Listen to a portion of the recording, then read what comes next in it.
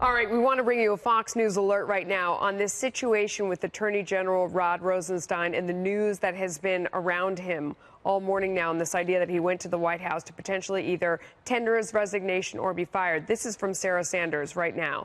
At the request of Deputy Attorney General Rod Rosenstein, he and President Trump had an extended conversation to discuss the recent news stories.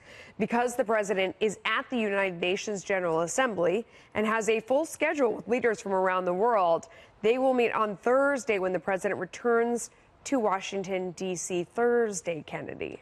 Huh, how weird. That sort of plays into my theory that this is all to get Kavanaugh off of the front page and off of what else everyone's is happening mind. on Thursday? Thursday is the dual testimony between Dr. Christine Ford and Judge Brett Kavanaugh, where they're both going to go before the Senate Judiciary Committee. She'll go first and he'll go second. She will publicly make those accusations under oath, and he will answer to them. This is a very dramatic day. This is incredibly pivotal, not only to the Supreme Court, but for Judge Brett Kavanaugh's future career as a jurist.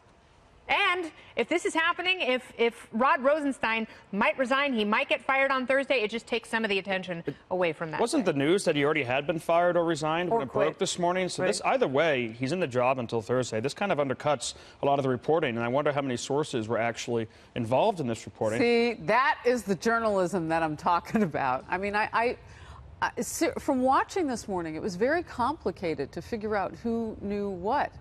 And, you know, for people who were watching, Fox News was still, you know, we're just kind of reporting it as it's happening, but we're talking about the possibilities because of the article that's come out, because of the conflicts of interest that our reporting showed. But you did have some that had jumped the shark so far that the sharks were on the beach. It's not a good look. Not a good look for reporters. And they have to decide whether or not, and I don't think Jonathan Swan does this, but for a lot of them, the bar is ethics here, resistance here, and they're going to be able to write history, have history classes on this in the future, and how journalism changed under Trump, and if it can ever come back.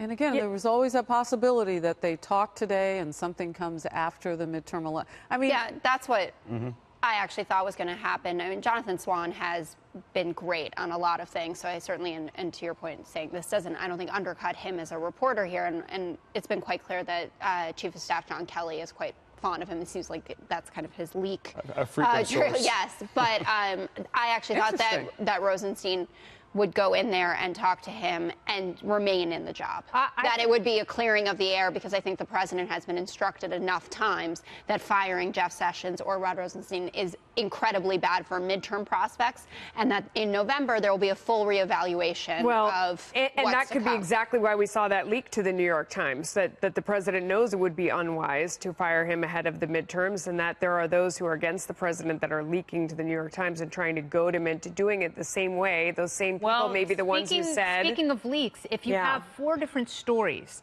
circulating within the White House, and then you see them in 4 different places, you can then see who is a source for which publication. And this may be a way not only of creating chaos and taking Kavanaugh out of front of mind, but also of seeing who is leaking where.